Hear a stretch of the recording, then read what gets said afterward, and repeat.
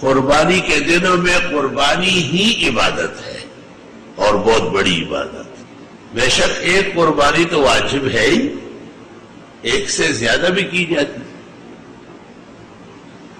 پیغمبر مرسل 2 مینڈے قربان کرتے تھے اور ایک پر کہتے تھے اللہم ھذا من محمد و آل محمد، اور دوسرے پر فرماتے اللہم ھذا ممن لم یضح من امتی، میری امت کے جن لوگوں نے آج قربانی نہیں کی، فقراء مساکین ہیں، ان کی طرف سے قبول فرما.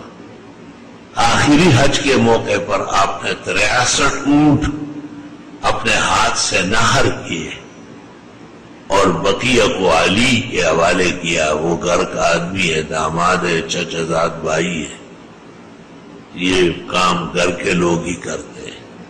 بادشاہان زمانہ، مالداران اور وقت کے سخیوں نے ہزاروں قربانیاں کی. پورے عالم میں جو مسلمان ہیں، کلمہ گو ہے، اصحاب توفیق ہے، ان کے اوپر قربانی واجب ہے. اور بس جس کا مزیدار گھر ہو، پہننے کے اچھے کپڑے ہو، گھر میں فریج وغیرہ ضروریات ہو، اساس المنزل ہو، اچھی قیمتی کتابیں ہو، ہتھیار ہو، اسلحہ ہو، زمینیں ہو، جائیداد ہو، پلاٹ ہو، مکان ہو، ان سب پر قربانی واجب ہے. قربانی کا نصاب وہ نہیں ہے جو زکوٰۃ کا ہے. زکوٰۃ کا تو سال گزرنا چاہیے اور اس میں نمو ہونا چاہیے. مثلا صرف دکان ہے، صرف مکان ہے، صرف زمینیں، پلاٹ ہے، جائیدادیں، ان پہ کوئی زکوٰۃ نہیں. زکوٰۃ تو ان کے حاصل پر ہوگی، ان کے فوائد پر ہوگی، اور وہ بھی سال پورا ہونے کے بعد. لیکن قربانی کے دنوں میں بھی اگر کوئی شخص صاحب توفیق ہوا، کسی نے اس کو گفٹ دیا، کہیں سے اس کو عرص ملا، کہیں سے اس کو انعام و اکرام نصیب ہوا، اور وہ اس قابل ہے کہ اس کے ہوتے ہوئے قربانی کا ایک حصہ کر سکتا ہے، تو فقہاء کہتے ہیں کہ قربانی واجب ہے. اور قربانی نہ کرنا تو غریب، مسکین، فقیر، بے توفیق، تو یقینی بات ہے کہ وہ پریشان تو ہے. اللہ اکبر و کبیرہ. ٹھیک ہے کہ مہنگائی بہت زیادہ ہے، تو ہمارا مذہبی تہوار ہے، ہمارے مذہبی عظمت کا میلہ ہے. اس دن منڈی میں ایک بیل 1 کروڑ کا بک رہا تھا. میں نے ایک ساتھی کو کہا کہ چلے، کہنے لگے کیا کریں گے؟ میں نے کہا تماشا کریں گے. تھوڑی دیر بعد دیکھا کہ 95 لاکھ کا کوئی لے گیا. پشاور کی منڈی میں ایک بیل 8 کروڑ کا ہے، 42 من کا بیل ہے، اور یہ 28 من کا. ہم تو فتوے دیتے ہیں کہ ایسا نہیں کرو، اس کے بدلے میں آپ 100 گائے خریدے تو 700 یا 7000 قربانیاں ہو جائے گی. اور یہ تو اگر 1 کروڑ کا ہے تو قربانیاں 7 ہیں. مگر وَلِلنَّاسِ فِي مَا يَعْشَقُونَ مَذَاهِبُ. ایک میرا بڑا محبوب خادم آیا اور اس نے کہا یار ایک مینڈا ہے، 1,80,000 کا بک رہا. میں نے والد صاحب سے کہا کہ 1 لاکھ تم دے دو اور 40,000 میں تلاش کرتا ہوں، یہ مینڈا لاتا ہوں. میں نے کہا جاؤ لے آؤ، میری طرف سے لے آؤ. وہ غریب بھاگا رات کو اطلاع دی کہ بک گیا. ہو کیا قدردان لوگ ہیں، کیا امت کے دیوانے ہیں. پیسے کوئی آسانی سے جمع ہوتے ہیں کیا؟ کوئی آسانی سے جمع ہوتے ہیں؟ وہ سارے یا بندے ہوئے جیلوں میں یا جانے والے ہیں جو دوسروں کا مال لوٹتے ہیں. حلال خور اور حلال رقم تو زیادہ نہیں ہوتی، بقدر اندازہ ہوتی ہے، اور حلال مال اچھے مقامات پر صرف ہوتا ہے. اور قربانی 10، 11، 12 3 دن ہوتی ہے. 13 تاریخ تو ایام تشریق ہے لیکن قربانی نہیں ہے. جیسے 9 ذی الحجہ کو ایام تشریق ہے لیکن قربانی نہیں. ابو بردہ ابن نیار رضی اللہ عنہ نے نماز عید پڑھنے سے پہلے بکرا کاٹا، قربان کیا اور پڑوسیوں میں گوشت تقسیم کیا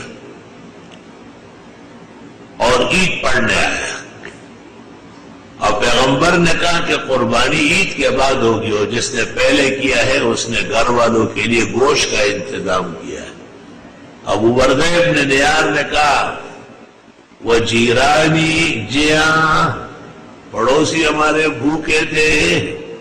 آپ نے کہا یہ سب باتیں اپنی جگہ ہے، لیکن قدمت اللحم لأہلک، آپ نے گھر والوں کے لیے، پڑوسیوں کے لیے گوشت کا انتظام کیا ہے، قربانی نہیں کی. قربانی تو وقت پر ہوتی ہے نماز عید پڑھنے کے بعد. جس جگہ نماز عید نہیں ہے، جیسے بانڈوں میں، دیہاتوں میں، گوٹوں میں، جہاں جمعہ نہیں وہاں عید نہیں، اگر وہ لوگ فجر کے بعد کر لے تو علماء دین کہتے ہیں کہ اجازت ہے. اس میں اختلاف ہے کہ ایک شخص کی قربانی ہے، وہ باہر ملک میں ہے، ہماری عید ہو گئی ان کی باقی ہے، یا ان کی ہو گئی ہماری باقی ہے، تو آیا اعتبار وکیل کا ہے یا موکل کا ہے؟ دونوں قول فقہاء کے مل رہے ہیں. درست بات یہ ہے کہ ایسے دن کیا جائے کہ دونوں کے نزدیک صحیح ہو. ضروری نہیں ہے کہ اس کے لیے پہلے ہی دن دوسرے دن کر دو، تاکہ شک شبے سے بات دور ہو جائے. قربانی جب ہوتی ہے اور جتنے لوگ موجود ہو سب زور سے کہے بسم اللہ اللہ اکبر، سب کو ثواب ملے. یہ نہیں کہ صرف ذابح جو چرا پھیرتا ہے وہ پڑھے، وہ تو پڑھے گا ہی پڑھے گا، اگر اس نے نہیں پڑھا تو جانور حلال ہی نہیں. امام ابو حنیفہ کیا تارک تسبیح عمدن لا تصح اضحیتہ ولا ذبیحہ، ہدایہ رابی. لیکن بہتر یہ ہے کہ جب اونٹ نہر ہوتا ہو یا بکرا اور مینڈا قربان ہوتا ہو یا گائے اور بھینس، تو جس وقت چھرا پھیرا جا رہا ہو موجود لوگ سب الحمدللہ مسلمان ہوتے ہیں، سب پڑھ لیں بسم اللہ اللہ اکبر. ھذا ہوا احلال اے رفع الصوت بالتکبیر وہو من شعائر الاسلام. فتاوی تاتار خان. جو شخص خود ذبح کر سکتا ہے وہ خود کر لے. مردوں کو کہ ہوتے ہوئے خواتین ذبح نہ کریں، اور بڑوں کے ہوتے ہوئے چھوٹے بچے چھرے نہ پھیریں. فاطمۃ الزہراء بطول رسول سیدۃ نساء اہل الجنہ، آپ نے کہا بیٹی فاطمہ آؤ کھڑی ہو جاؤ، آپ کی طرف سے قربانی ہو رہی ہے. اور بی بی نے کلمہ پڑھا اور چھرا حضرت نے خود پھیرا. مردوں کے ہوتے ہوئے خواتین ذبح نہ کریں، اور بڑوں کے ہوتے ہوئے چھوٹے بچوں سے مشق نہ کرائے. یہ مشق مہنگی پڑ جائے گی. قاعدے کے ساتھ چلو تو دیر تک چلو گے. دسادر سرخپا کا زول خدی اور دسادر چخپا بار کے سادر شلیگی. رحمان بابا کہتے ہیں کہ جتنی چادر ہے اتنے پاؤں پھیلاؤ، زیادہ پاؤں کھینچو گے چادر پھٹ جائے گی. تو دسادر سرخپا کا زول خدی اور دسادر چخپا بار کے سادر شلیگی. اقصد فی مشی کا، اعتدال سے رہو، میانہ روی اختیار کرو. وَكَذَلِكَ جَعَلْنَاكُمْ أُمَّةً وَسَطًا، ہم نے تمہیں اعتدال کی امت بنایا ہے. ہر کام عدل سے، انصاف سے، تول ترازو سے. وَالْحَمْدُلِلَّهِ عَلَى هَذَا. تو علماء دین کہتے ہیں کہ ایام قربانی میں قربانی بہترین اور بڑی عبادت ہے. وَهُوَ إِرَاقَةُ الدَّمِ، حلال جانور کا خون بنیت قربانی اللہ تعالیٰ کی رضا و خوشنودی کے لیے نکالنا ہے. اگر ان دنوں میں کوئی جانور خریدے اور کسی وجہ سے قربان نہ کر سکے تو علماء دین کہتے ہیں پورا جانور خیرات کرنا پڑے گا. اور اگر جانور خریدنے میں دیر ہو گئی خدا نخواستہ دن گزر گئے اور اس کو بکرا مینڈا یا گائے کا 7واں حصہ نہیں ملا تو پھر اتنی رقم خیرات کرنی پڑے گی. فقراء اور مساکین کو تصدق بالقیمت واجب ہے. فتاوی شام وغیرہ. الحمدللہ. باقی قربانی کی کھالیں، چمڑے، یہ آپ کو سال میں ایک ہی تو اپیل ہوتی ہے کہ ہم کہتے ہیں مدد کرو اس میں. اور ہمارا تو مختصر سا کام ہے، اتنا زیادہ نہیں ہے، لیکن بہرحال وَإِذَا كُنْتَ زُوْيَا وَسَخَبْ گویا کچھ آپ لوگوں کو بھی خیال کرنا چاہیے.